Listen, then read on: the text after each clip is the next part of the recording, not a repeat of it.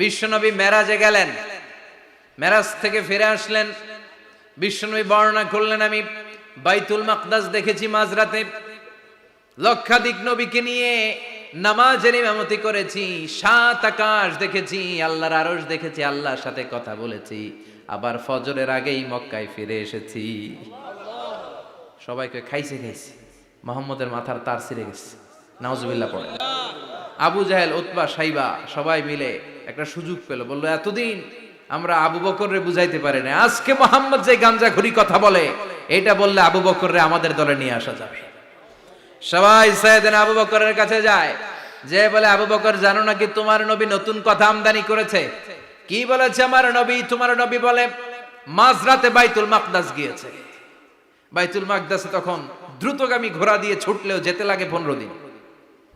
About turn come back, ফিরে আসতে আরো 15 দিন, মোট কয় দিন? 1 মাস, যেতে আসতে 1 মাস।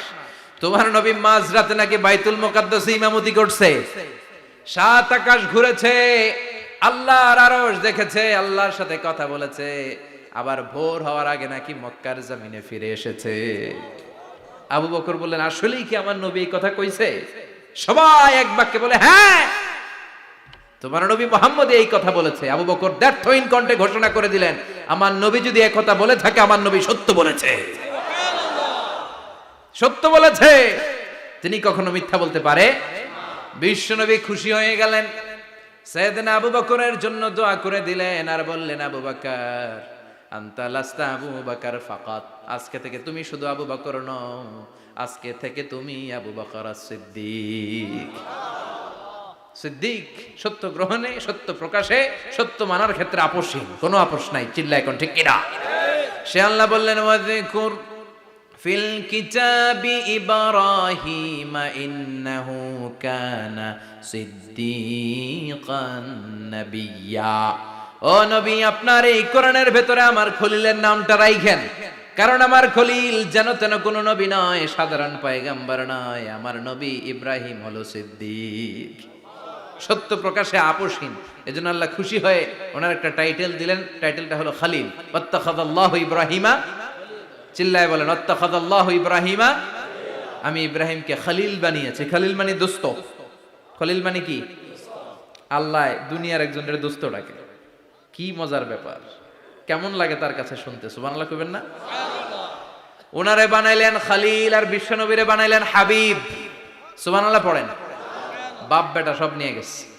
সাইয়েদনা ইব্রাহিম হচ্ছেন বাবা, আর বিশ্বনবী ছেলে। বিশ্বনবীর অনেক উপরের পুরুষ হচ্ছে সাইয়েদনা ইব্রাহিম, তো এটা পর্দাদা না, বাবা না? বিশ্বনবী বলতেন আনা দাওয়াতু আবি ইব্রাহিম, আমি নবীরে পেয়ে নাসানাসি করো, আমি তো ইব্রাহিম আলাইহিস সালামের দোয়ার ফসল। উনি যদি মক্কায় দাঁড়িয়ে দোয়া না করতেন, আমার বিশ্বনবীর জন্ম হতো না। সুবহানাল্লাহ পড়েন। এজন্য বাবা হলো খলিল, ছেলে হলো হাবিব। খলিল মানেও বন্ধু, হাবিব মানেও বন্ধু। খলিল মানে এমন বন্ধু যেই বন্ধু আল্লাহরে খুশি করার জন্য কাজ করে, আর হাবিব মানে এমন বন্ধু যারে খুশি করার জন্য আল্লাহ নিজে কাজ করে। কার পাওয়ার বেশি? হাবিবের কয়েক ডিগ্রি বেশি। সুবহানাল্লাহ পড়েন। তার মানে বাপ বেটা, বাবা হলো খলিল, ছেলে হলো হাবিব। এই বাপ বেটার মধ্যে অনেক বিষয়ে মিল আছে না নাই? হাদিস কোরআনে খুঁজলে আপনি অনেকগুলো মিল পাবেন। আজকে 7টা মিলের কথা শোনাবো। সাইয়েদনা ইব্রাহিম আলাইহিস সালাম আর বিশ্বনবীর মাঝে 7টা মিল খুঁজে পাওয়া যায়। চিৎকার করে বলেন কয়টা? শুনবেন? কষ্ট হচ্ছে? ঘুমে ধরছে? রাত তো অনেক হয়ে গেল, সর্বনাশ, 11টা। হ্যাঁ শুনবেন? কতক্ষণ? সারা রাত? তাকবীর পড়া যাবে? হ্যাঁ জোরে না আস্তে? ভাগাভাগি করে দেন। শুরুতে বিবাহিতরা দেন, তারপর অবিবাহিতরা দেন, তারপর সবাই দেন। দিবেন? বিবাহিত কারা কারা আসছেন দেখি? ঘটনা নাকি? অবিবাহিত নাই এলাকায়? হ্যাঁ কম, মাশাআল্লাহ, তো বরকতের এলাকা। আলহামদুলিল্লাহ। দেখি অবিবাহিত কারা কারা আসছে? ওমা, এগুলো আইলো কই থেকে আবার? 2 হাত করে তুলছে না? 1 হাত, 1 হাত। ঠিক আছে, মাশাআল্লাহ। শুরুতে বিবাহিতরা দেন, এরপর অবিবাহিতরা দিয়েন। শুরুতে বিবাহিতরা রেডি হন। আমি লিল্লাহি তাকবীর বললে আল্লাহু আকবার। গলা ধার দিতেছে অনেকে। বিবাহিতরা রেডি? দেখবো কাদের পারফরমেন্স কেমন হয়। বিবাহিতরা পড়েন লিল্লাহি তাকবীর। অনেক আওয়াজ, সংখ্যায় বেশি এরা। এবার অবিবাহিতদের পালা। হ্যাঁ, অবিবাহিতরা রেডি? দেখি কি অবস্থা। এবার অবিবাহিতরা দাও লিল্লাহি তাকবীর। মিলে তিনটা পড়েন লিল্লাহি তাকবীর, লিল্লাহি তাকবীর, লিল্লাহি তাকবীর। ঘুমটুম আছে না গেছে? বাপ বেটার মধ্যে কয়টা মিল? চিল্লায় বলতে হবে কয়টা? এক নাম্বার মিল হচ্ছে ফেস কাটিং এ মিল। সুবহানাল্লাহ। সাইয়েদনা ইব্রাহিম আর বিশ্বনবী চেহারা একরকম।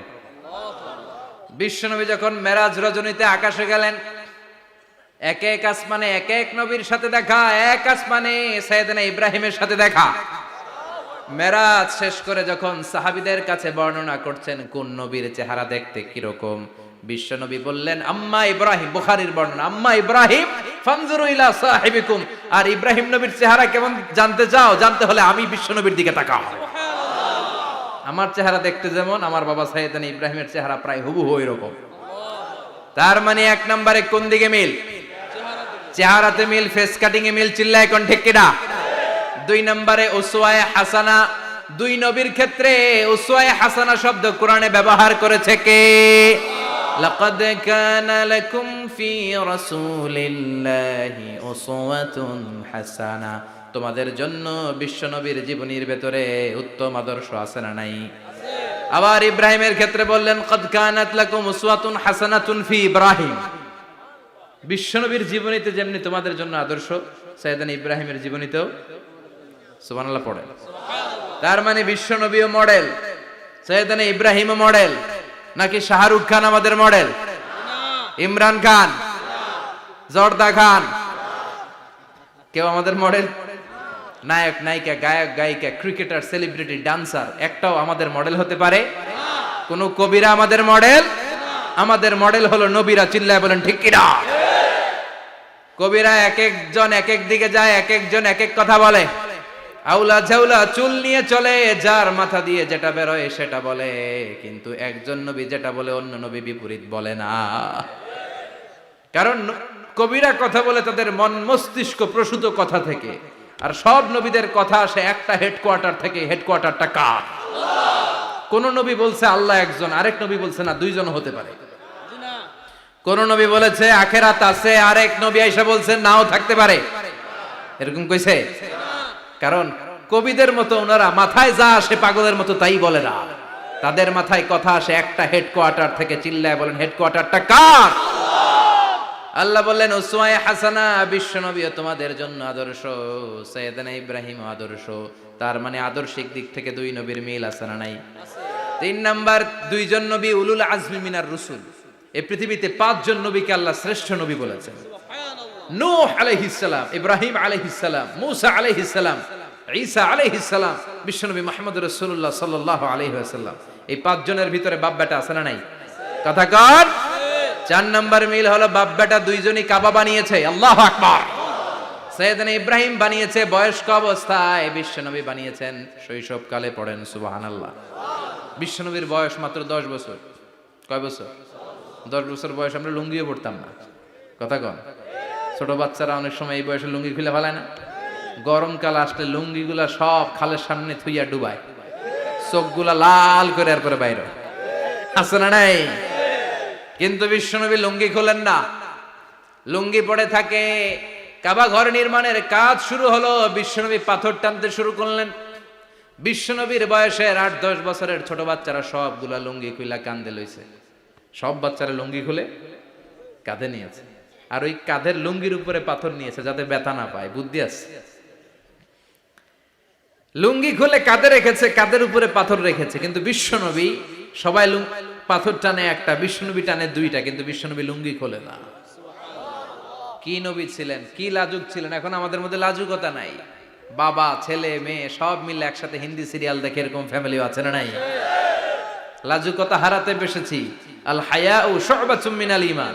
লাজুকতা ঈমানের অঙ্গ। ইযা লাম তাস্তাহি ফাসনা মা শি'তা। যখন তোমার লজ্জা থাকবে না, তোর যা মন চায় তুই তাই করতে পারবি। লাজুকতা আমরা হারাতে বসেছি, কোনো ক্ষেত্রে আমাদের লাজুকতা নাই। বিশ্বনবী এত লাজুক ছিলেন, হালিমাতুস সাদিয়া বলে 5 বছর কুরাইশি মুহাম্মদকে আমি লালন পালন করলাম, একদিনও কাঁদতে দেখি নাই। ক্ষুধা লাগলেও কাঁদে না, ব্যথা পেলেও কাঁদে না, শুধু লজ্জাস্থানের জায়গা থেকে কাপড় সরে গেলে মুহাম্মদ চিৎকার দিয়ে ওঠে। কি লাজুক ছিলেন বিশ্বনবী। পাথর টানে কিন্তু লুঙ্গি খোলে না। আশেপাশের বন্ধু বান্ধব সব লুঙ্গি খুলে টানতেছে। চাচা আবু তালেব দৃশ্যটা দেখলেন, কিরে সবাই লুঙ্গি খোলা, এটা লুঙ্গি ছাড়া কেন? এটার গায়ে তো লুঙ্গি আছে। বিশ্বনবী ডেকে বললেন, মুহাম্মদ লুঙ্গি খোলো। কি খোলো? সবাই খুলছে, তুমিও খোলো। তুমি কাঁধে ব্যথা পাবে, কাঁধে লুঙ্গি রেখে পাথর টানো। বিশ্বনবী বললেন, না আমি ব্যথা পাই না, আমি লুঙ্গি খুলবো না। চাচা বলল, আরে ছোট মানুষ, সমস্যা নাই, খোলো। গোছা ধরে টান দিবে, টান দেওয়ার আগে বিশ্বনবী বেহুশ হয়ে জমিনে পড়ে যায়। লুঙ্গি খোলা আর হয় নাই। বিশ্বনবীর লজ্জাস্থানও কেউ দেখে নাই। আল্লাহু আকবার। তার মানে কাবা ঘর নির্মাণের দিক থেকে বাপ বেটার মধ্যে মিল আছে না নাই?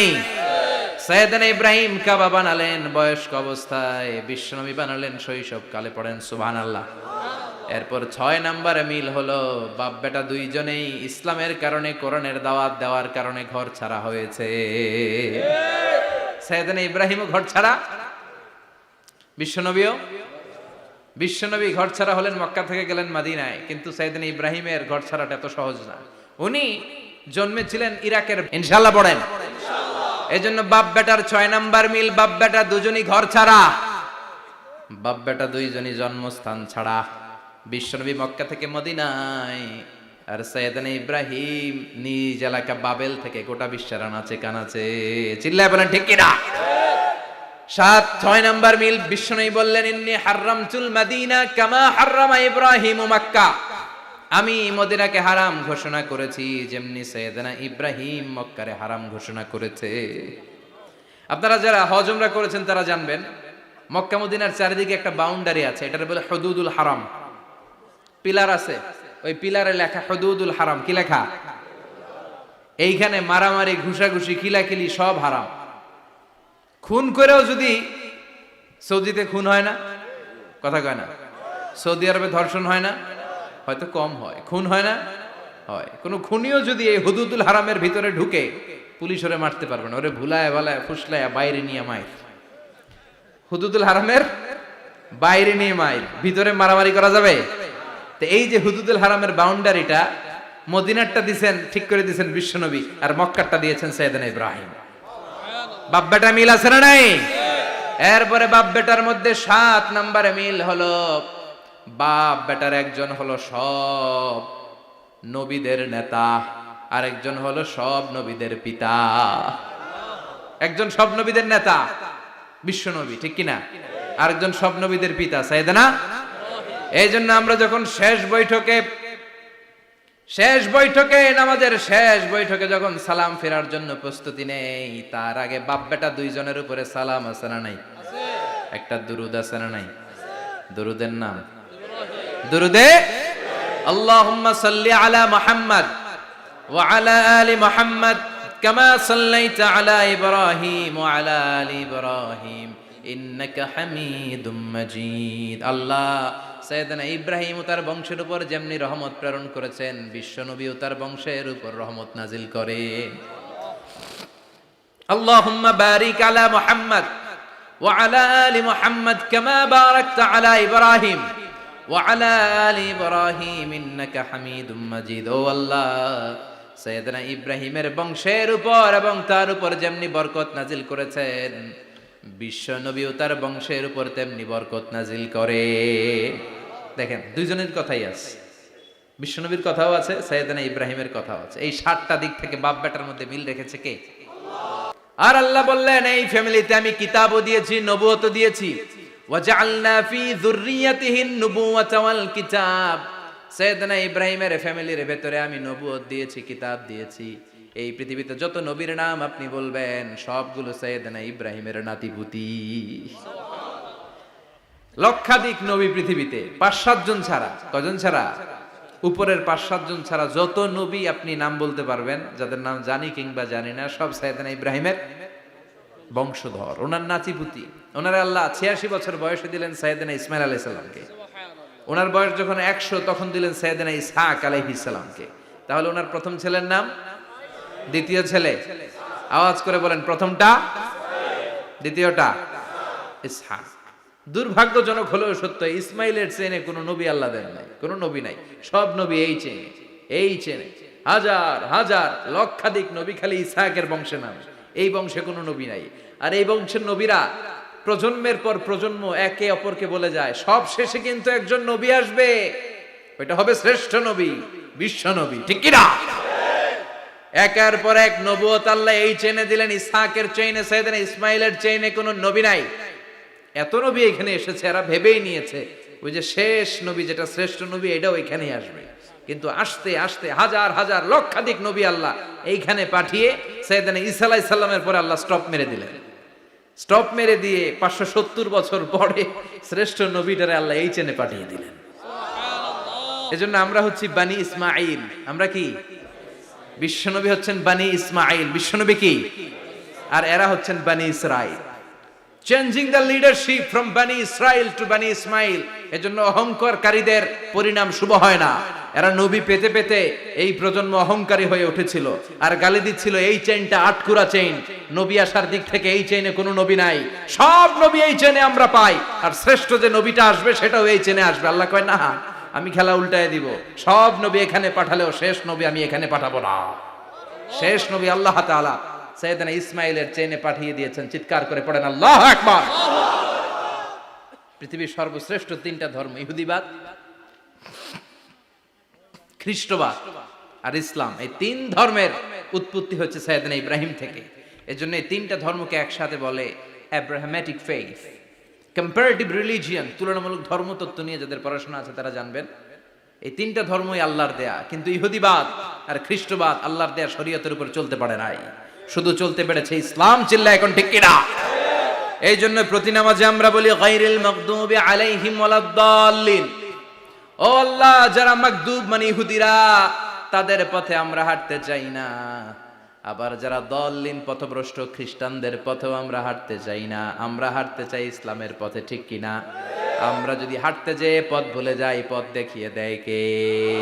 আমি যদি কোনোদিন পথ ভুলে যাই, হাতছানি দিয়ে কাছে নিও, মমতার বন্ধনে আমায় বেঁধে সব ভুল ক্ষমা করে দিও। চিল্লায় পড়েন আমিন। আল্লাহ বললেন ওয়াজআলনা ফি যুররিয়াতিহিন নুবুওয়াতা ওয়াল কিতাব। আমি সাইয়েদনা ইব্রাহিমের বংশের মধ্যে নবুয়ত দিয়েছি, কিতাবও দিয়েছি। সাইয়েদনা ইব্রাহিম আলাইহিস সালামের উপর কিতাব আছে না নাই? কি নাম কিতাবের? সুহুফ ইব্রাহিম। কোরআনে নাই? আছে না নাই? ইন্না হাযা লাফিস সুহুফিল উলা সুহুফি ইব্রাহিম ওয়া মূসা। সুবহানাল্লাহ পড়েন।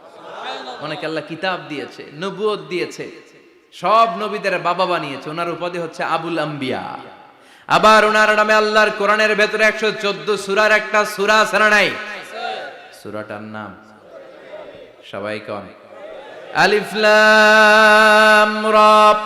কিতাবুন আনজালনাহু ইলাইকা লিতুখরিজান নাসা মিনাজ যুলুমাতি ইলান নূর। সুবহানাল্লাহ পড়েন। সূরা ইব্রাহিম আলিফ লাম রা কিতাবুন আনজালনাহু ইলাইকা। ওই নবীর নামে কোরআনের ভিতরে সূরা দিয়েছে কে? আল্লাহ।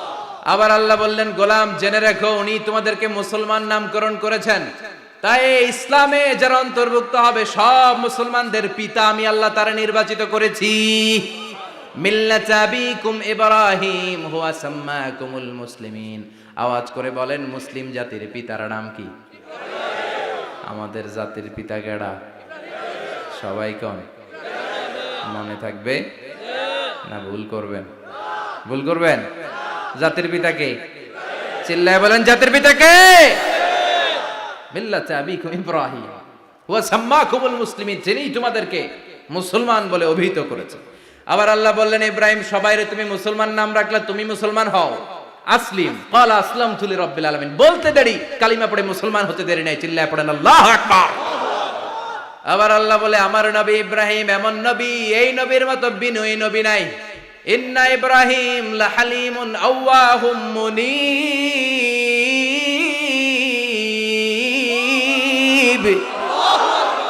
ইন্না ইব্রাহিম লাহালিম আওয়াহ মুনিব। এই নবী সহনশীল নবী, সুবহানাল্লাহ পড়ে।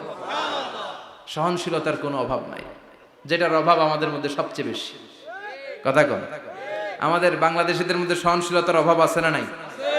নিজে যেই দল করি এটাই ভালো, বাকি সব কালা, আছে না নাই? আমি তাবলীগ করি তো আমি ভালো, বাকি সব বাতিল। আমি জামাত ইসলাম করি তো আমি হক, বাকি সব বাতিল। আমি আহলে হাদিস তো আমি সেরা, আমার মতো সেরা কেউ নাই। এরকম অসহনশীল মানসিকতা আছে না নাই? নিজে যেটা বুঝি এটাই ভালো, বাকিরা কেউ ভালো না, বাকি কেউ ভালো না। আহা, কি ভয়ঙ্কর অবস্থা। কিন্তু সাইয়েদনা ইব্রাহিমের অভ্যাস এটা ছিল না, উনি সহনশীল ছিলেন। আমাদের বাংলাদেশে দেখেন কত ইসলামিক দল, কত পীরের মুরিদ, কত পীর। এই দেশে যত পীর, অনেক দেশে জনগণ এত নাই। কথা কন, এত পীর এই দেশে, অনেক দেশের জনসংখ্যাও এত না। এক ইসলাম, এক কোরআন, এক নবী, তারপরে গুতাগুতি আছে না নাই? কেউ কাউরে দেখতে পারে না, ঠেলা ঠেলি। হ্যাঁ, এ কাফের, তুই কাফের, তোর নানা কাফের, তোর 14 গোষ্ঠী কাফের, তোর পীর সাহেব কাফের, আছে না নাই? কয় আমার পীর সাহেব কাফের হলে তোর পীর সাহেবের 14 গোষ্ঠী কাফের। ওই কাফের মরলে যেখানে কবর দেয়া হবে, ওই কবরের উপরে যে ঘাস উঠবে, ওই ঘাস যে গরু খাবে, ওই গরুর দুধ যে খাবে, ওইটাও কাফের। কথা কন, আছে না নাই? কেউ কারো ভালো সহ্য করতে পারে না। একজন বলছিল, ভাই এই বাংলাদেশের জাতীয় খেলা হাডুডু হইলো কেন? আমাদের জাতীয় খেলার নাম, কথা কন, দেখছেন? একটা সামনে যাইতে চাইলে বাকি সবাই ঠ্যাং ধরে নিচের দিকে নামে, আছে না নাই? সামনে যেতেই দিবে না, ভালো কাজ করতেই দিবে না, কারো ভালোটা কেউ সহ্য করে না। উপরের দিকে উঠতে চাইলে ঠ্যাং ধরে ওইটারে নামায়। এজন্য আমাদের জাতীয় খেলা হাডুডু। কথা বলেন। আল্লাহ বললেন সাইয়েদনা ইব্রাহিমের চরিত্র কিন্তু এমন ছিল না। ইন্না ইব্রাহিম আলা হালিমুন আওয়াহুম মুনিব। আমার ইব্রাহিম ছিল সহনশীল। আল্লাহু আকবার। আমাদের বাংলাদেশিদের এখন সবচেয়ে বেশি দরকার এটা, সহনশীলতা। আমরা অযাচিত মন্তব্য করতে দ্বিধাবোধ করি না, কমেন্টস করতে দ্বিধাবোধ করি না। ফেসবুকে, ইউটিউবে কমেন্টস আছে না নাই? কার ব্যাপারে তুমি কমেন্টস করো, কি বিষয়ে কমেন্টস করো, ওই বিষয়ে আদৌ তোমার ধারণা আছে কিনা, পড়াশোনা আছে কিনা, তুমি ওইটাতে স্পেশালিস্ট কিনা, কোনো ধারণা। ইচ্ছে মতো কমেন্ট আছে না নাই? ইচ্ছে মতো মন্তব্য, একে অপরের প্রতি হিংসা, কোনো ভালোবাসা নাই, মহব্বত নাই। এক নবীর উম্মত, এক লা ইলাহার পতাকার তলে আমরা দাঁড়িয়ে, চিল্লায় বলেন ঠিক কিনা? তারপরে গুতাগুতি, কিলাকিলি, কেউ কাউরে দেখতে পারে না। আল্লাহ তুমি হেফাজত করো, আমাদের মধ্যে তুমি ঐক্য তৈরি করে দাও, হিংসা জিঘাংসা তুমি হৃদয় থেকে দূর করে দাও। আবার আল্লাহ বললেন ইন্না ইব্রাহিম কানা উম্মাতান ওয়াহিদা। আমার খলিল ইব্রাহিম শুধু সহনশীল নয়, আমার খলিল ইব্রাহিম একাই একটা উম্মত। এটা একটা কথা হইলো? একা একটা উম্মত হইতে পারে? আমরা সবাই উম্মত, কোটি কোটি মানুষ, ফলে বিশ্ব নবীর উম্মত, উম্মতে মুহাম্মাদে, ঠিক কিনা?